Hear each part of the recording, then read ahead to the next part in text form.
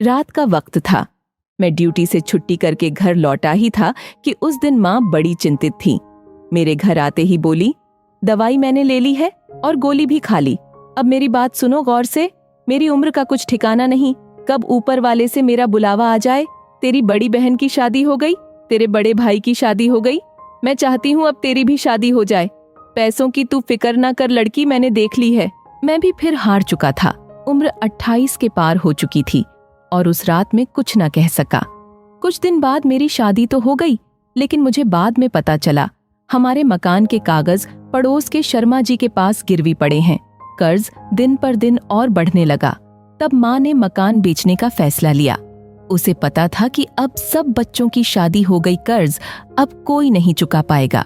इसलिए उसने दूसरे शहर में एक बना बनाया मकान खरीदा। उसमें केवल 2 ही कमरे थे। रात ही रात ट्रक में सारा सामान लाद कर हम नए घर की ओर चल पड़े। माँ ने नीचे वाला ग्राउंड फ्लोर मुझे दे दिया और ऊपर वाला फर्स्ट फ्लोर बड़े बेटे को दे दिया और खुद पिता के साथ छत के ऊपर दोबारा तंबू बनाकर रहने लगी। मुझसे यह देखा न जाता था, किंतु मेरी भी नई नई शादी हुई थी, बीवी भी नई थी। बूढ़े माँ बाप सीढ़ियों पर चढ़ उतर नहीं सकते थे, इसलिए मैंने एक फैसला लिया।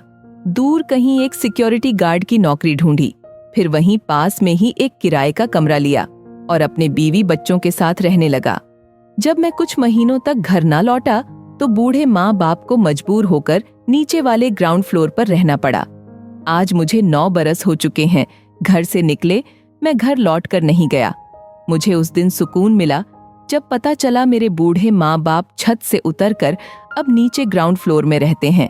सर्दी की ठंडी हवाओं से बचते हैं, गर्मी की बारिश से बचते हैं।